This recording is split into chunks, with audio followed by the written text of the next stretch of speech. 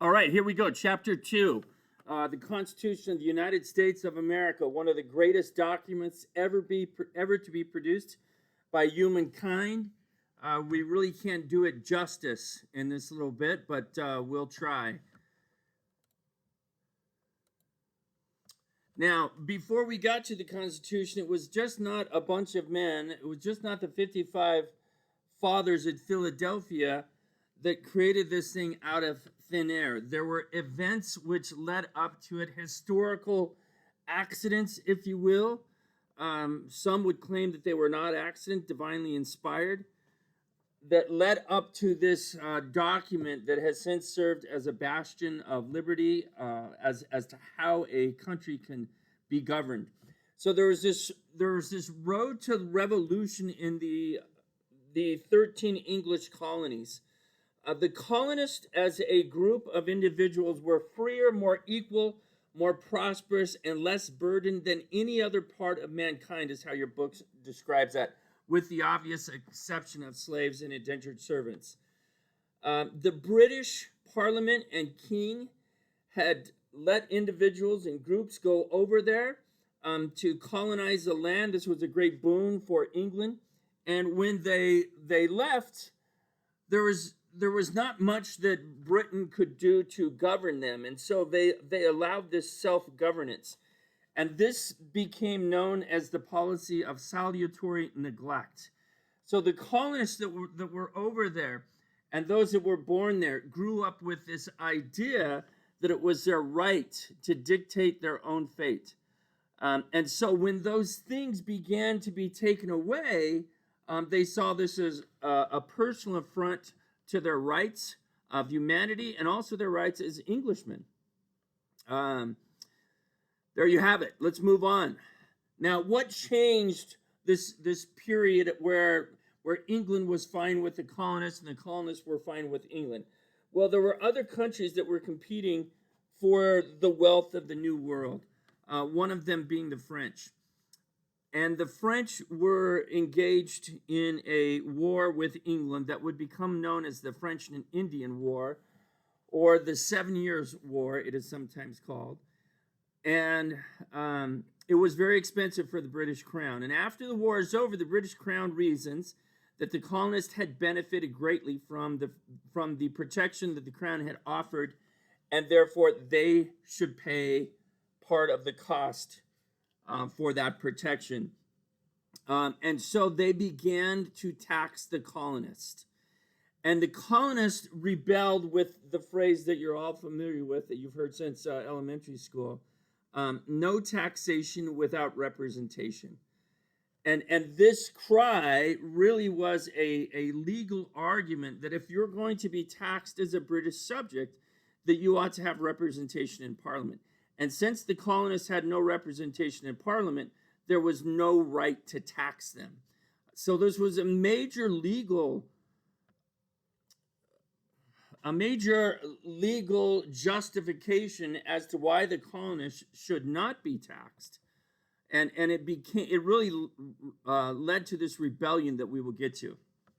Now, a number of other things occurred that further separated the colonists from Great Britain.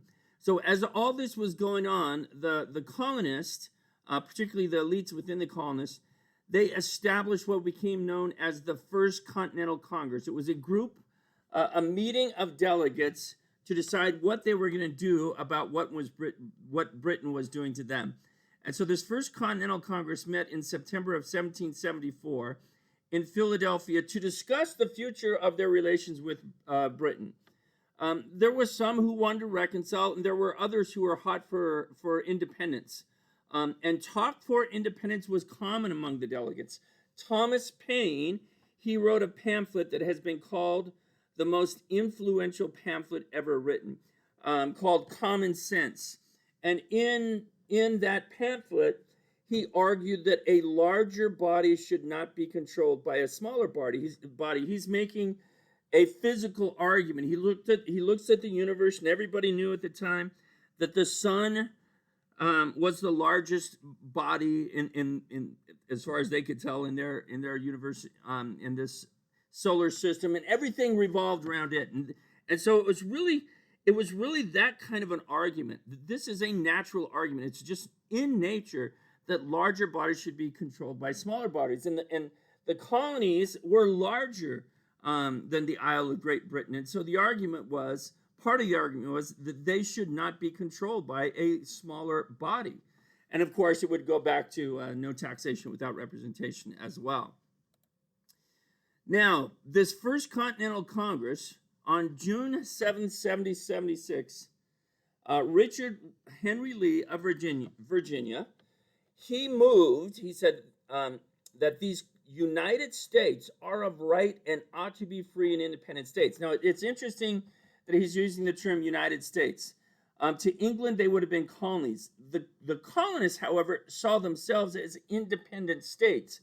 Each colony was its own state. And so he's making the argument that these states here in America ought to be free and independent states. And he makes this motion in the First Continental Congress. Now, albeit it's almost 2 years later. But then less than a month later, after this motion, Congress adopted the Declaration of Independence. Congress didn't just do this willy-nilly. They had assigned 3 individuals to draft the Declaration of Independence. Benjamin Franklin being one of the other major ones, and I believe it was Thomas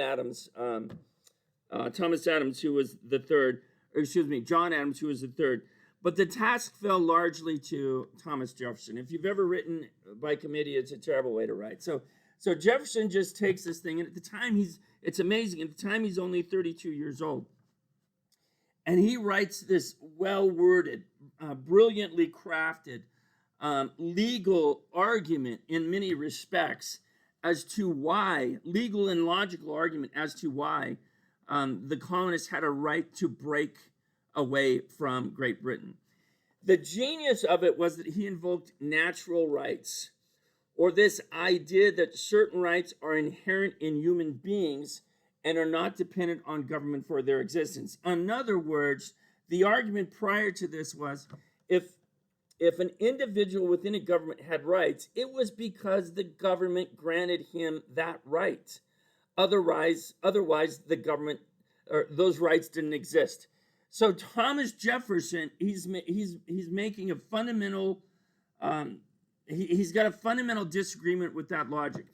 He says in the Declaration of Independence, we hold these truths to be self-evident, that all men are created equal, that they are endowed by their Creator. See, it's not dependent upon a government giving them rights. They're endowed by their Creator with certain unalienable rights. And then he goes on and he argues what some of those rights are. And he says that among these are life, liberty, and the pursuit of happiness.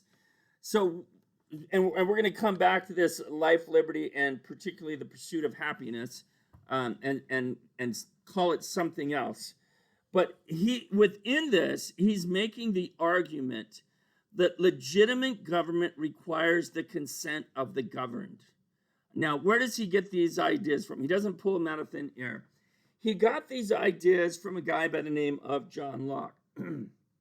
And Locke basically made the same argument in the 1600s, except Locke claimed that natural rights protected life, liberty, and property, not the pursuit of happiness. Locke also argued, let me see if I got that in the next slide. Yes. Locke also argued that consent was required for legitimate government.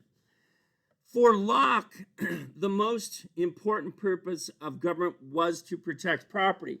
So when Jefferson comes and he's talking about life, liberty, and the pursuit of happiness, most of the colonists are saying, huh? What? And everybody kept on talking about property. So in his treatise that Locke wrote, he argued that in extreme cases, people have the right to revolt against a government that no longer has their consent. This is what he says. Governments are instituted among men deriving their just powers from the consent of the governed. that when enter any form that that whenever any form of government becomes destructive of those ends, it is the right of the people to alter or to abolish it, and to institute no government laying its foundation on such principles and organizing its powers in such form as to them shall seem most likely to affect their safety and happiness. So this is what Locke argued, and this is what Jefferson borrows in the Declaration of Independence. The government of the United States was to be a government based on consent, as Jefferson and Locke would believe, and the founding fathers would believe that all good government must be. Now, you got to pause for a moment and say, what were the colonists thinking? Why did they do this? They were really committed to this theory of good government and what good government consisted of, but it didn't mean it was going to be easy. They were rebelling against the most powerful country in the world. Abigail Adams, who was the wife of John Adams, the second president of the United States, this is what she says: "You will think me transported with enthusiasm," meaning because of the Declaration of Independence, "but I am not. I am well aware of the toil, blood, and treasure," meaning money, "that it will cost us to maintain this declaration and support and defend these states." So she was worried. She was worried. Didn't mean she didn't think it was the right thing to do, but she wasn't naive to the fact that this was going to be expensive, not just in terms of treasury, but in terms of work and blood. This was a conservative revolution that the colonists were engaged in. Yes, it's a revolution, but it was a revolution to maintain the rights they believed they already had: the right to liberty, the right to life, the right to property.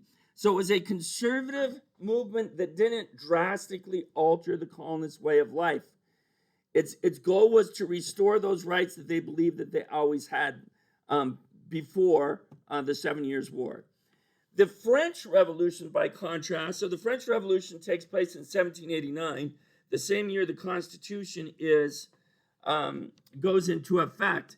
It was a revolution about equality that fundamentally altered French society. This was not a fundamental alteration of the American society. It was only sought to retain those rights that they thought they already had, and that was the right of liberty and the right to no taxation without representation. So it's really interesting that it's a revolution, but in one sense, and it was a costly revolution, but in one sense it was a revolution only to maintain those rights that they believed they had, and one of those rights, of course, being self-government. Now, the Continental Congress realized that they've broken away from Great Britain now, and we have this voluntary association of states. You've got the 13 colonies, or these 13 nations now, and they realized that something needed to be done to make this more permanent. And so what they do was they appointed a committee of this First Continental Congress to draw up a plan for the permanent union of the states. This plan would become known as the Articles of Confederation. A confederation is a loose alliance of independent states, usually for limited purposes, such as defense or trade. Okay, so within this Articles of Confederation, that now these 13 states, former colonies, are being run by, they set up a structure that they believed would not take away their rights as the British government had taken away their rights. So they were mindful of those, what they saw as weaknesses within the British system. They don't want to repeat those. So you'll see this in the structure of their government. So there was a legislature in the Articles of Confederation. That legislature was to be a unicameral, meaning one chamber or one house, and each state, regardless of the size, had one vote. So this was a legislature that represented states, not people. So it's a union of independent countries. So the way we use states in the United States is how most other countries use the term that's called provinces. So when we say states, yes, they're independent nations, not really for us in the United States. There's still this tie to the central government, But in those days, they saw themselves as independent nations, and they were really Virginians, Floridians, Georgians. They weren't members of the United States of America. So the representation that occurred in the Articles of Confederation was a representation of those states. And so each state had equal power in this government of the Articles of Confederation. The law of the Articles of Confederation required 2/3 majority to pass a law. So it wasn't a bare majority, wasn't enough. You're going to pass a law, the legislature is going to pass a law, you needed at least 2/3 or 9 of 13 states to pass it. The colonists were mindful of the abuses of George III, and so they said no executive. If we have no executive, then the executive can't abuse us. That was their reasoning. They also reasoned not to have a judicial branch, no federal court system, so to speak. They reasoned that the state governments could perform this function. The problem with that is when there needs to be some enforcement, particularly against a particular state, if the state courts have to do that, it's just highly unlikely that the state would force itself to do something. So the Articles of Confederation created a government to prevent the abuse of power. They were just going to act together for limited purposes, and they kept, in a sense, their individual statehood. Conclusion of all that: Congress, meaning the Articles of Confederation Congress, was the only branch of government. It was weak, and it was purposefully designed to be so for the reasons we just articulated. No executive and no judicial, therefore no power to act on the member states or individuals, particularly when that was needed. In addition to that, there were some powers lacking in the Articles of Confederation. No power to regulate commerce. Couldn't do it. That wasn't granted, and therefore they couldn't do it. There was no power to tax. The only thing that the Confederate government could do was to request states to send them money. And if the states didn't send them money, there was no way to enforce them to do that. These powers crippled this new government. In addition, amending the Articles of Confederation required unanimity, meaning it had to be unanimous. Every state had to agree. Believe it or not, this actually makes sense. So you come together, you form a new nation, you form it based on certain principles. If you're going to change those principles, since everybody agreed to those principles, shouldn't everybody else have to agree to a change of principles? That's why the unanimity requirement was there.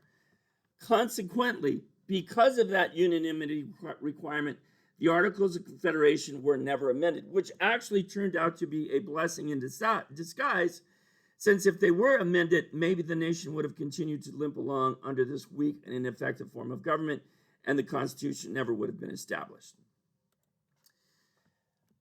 With this weak government, we enter into what historians call the critical period. It didn't have to be that way, but the reality is it was that way. And the reason it was that way was because of this weak government of the Articles of Confederation.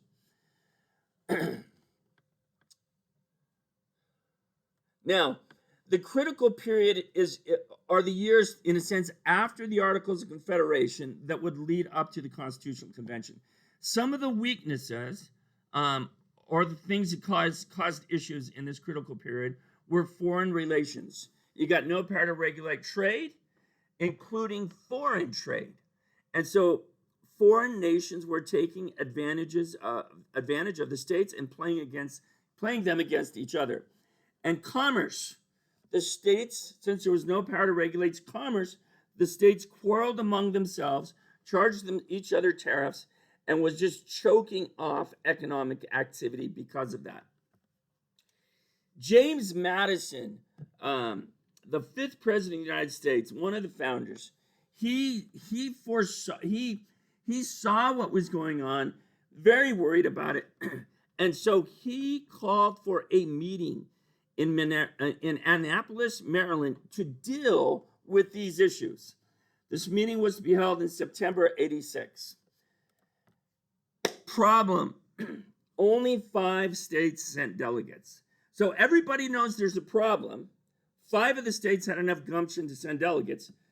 The other 8 states didn't. You are not going to be able to do anything at this meeting to fix the problems the Articles of Confederation government was having with just 5 states present, particularly when you need unanimity.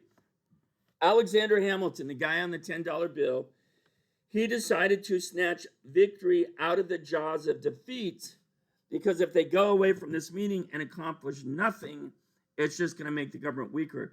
So he says, let's use this meeting as a springboard, and let's have another meeting 1 year from now to revise the Articles of Confederation.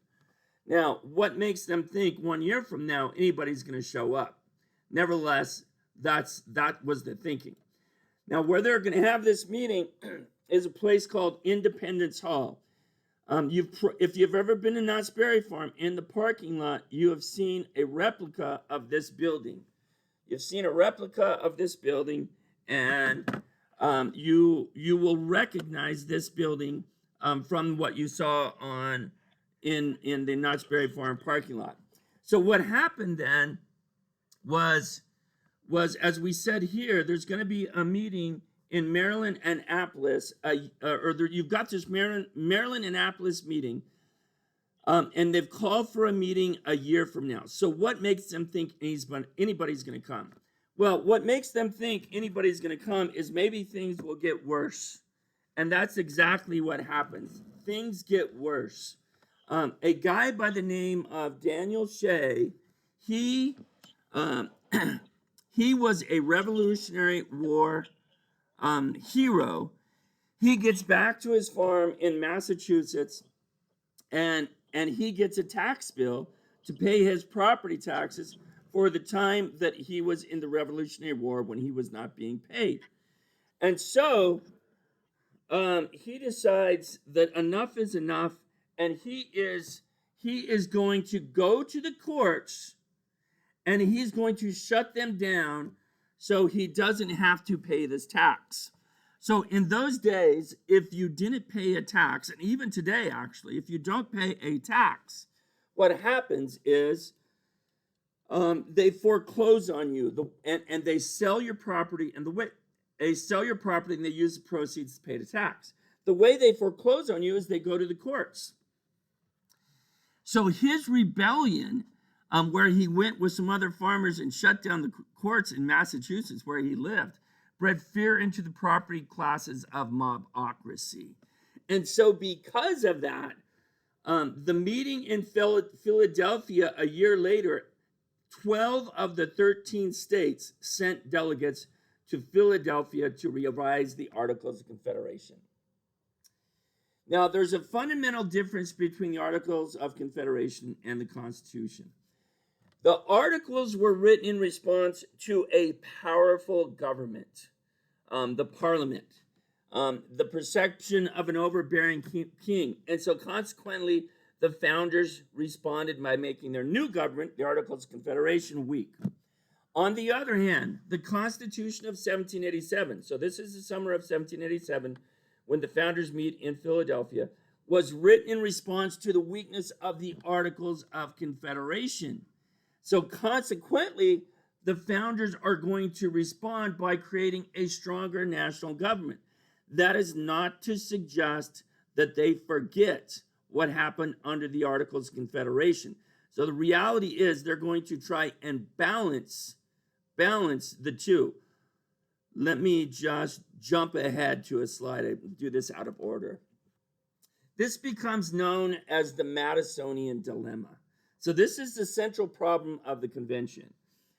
Madison says, looking at this part down here is the whole quote. If men were angels, no government would be necessary. If angels were to govern men, neither external nor internal controls on government would be necessary. You wouldn't have to. Angels are doing it. In framing a government which is to be administered by men over men, imperfect people, the great difficulty lies in this. You must first enable the government to control the governed. You must first enable the government to control the governed. That's talking about the Articles of Confederation and the weakness there. And in the next place, you must oblige the government to control itself. This is talking about the tendency for power to corrupt and for the weakness of the Articles of Confederation. A dependence on the people is no doubt the primary control of the government, but experience has taught mankind the necessity of auxiliary precautions. So this is what Madison is trying to do. So Madison, after the Annapolis, Maryland meeting, he was the only guy at that meeting who went home and did something about their predicament. And he went home and he began studying governments, and he came to Philadelphia with a plan. We'll get to that in 1 second. So the 55 men who actually show up to Philadelphia, who were they? They were the political and economically speaking, the elite. They were wealthy planners, many college graduates at a time when not even 1% of the people went to college.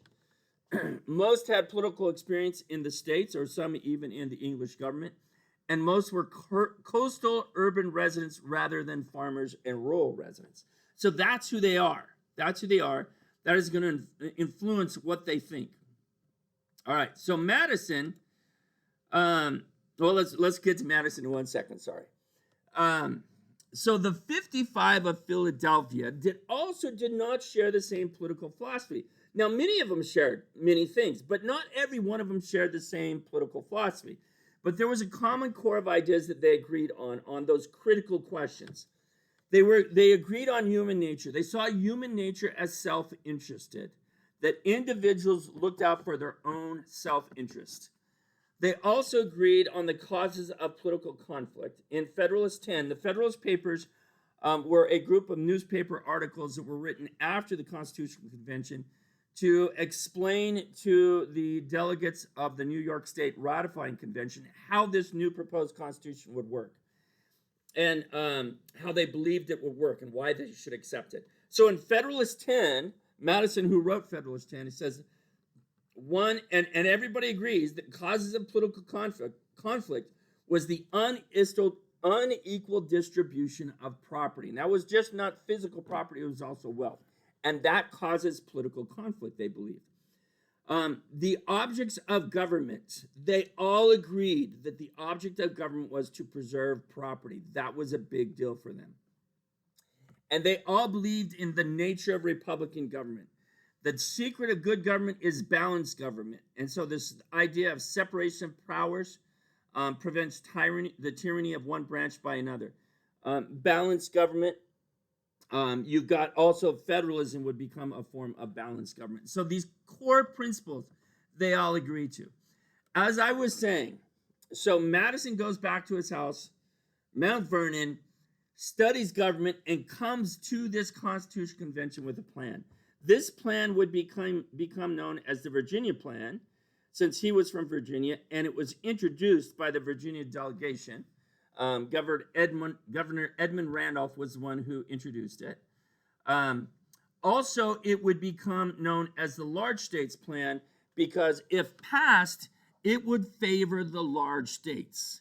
It would work to where they had more of a say. So in the plan itself, this is how Madison saw things working. He wanted a two-house legislature. The lower house would be chosen by the people. In other words, it would be the population who would vote to decide who would go to this lower house. Furthermore, the institution of this lower house would be population-based, meaning the more people that were in a state, the more representation they got in this house. He wanted the upper house to be chosen by the lower house, meaning whoever got elected into this house, they would choose the people who would be in the upper house. This was also, in Madison's view, should be population-based, meaning the larger the population of the state, the more individuals they should have in this upper house. He believed there should also be powers of this national government to void state laws that contradicted the Constitution or were unconstitutional. He was vague as concerning the composition of the executive, but he knew there needed to be an executive. He didn't know whether it should be a single person, a committee of people, but he knew there had to be an executive. And he wanted the judiciary, and he knew again that there had to be a national judiciary. He wanted it to be chosen by the legislature. Now, the individuals who came to this convention were smart men. And it didn't take long for the small states to realize that if Madison's plan passed, that the small states would lose out. And so a guy by the name of William Patterson, not long into the Constitutional Convention, he goes and he writes a plan that would essentially revise the Articles of Confederation. What he was really trying to do, he was trying to keep the dominant structure of the Articles of Confederation as the legislative branch. And that dominant structure was that one state had one vote.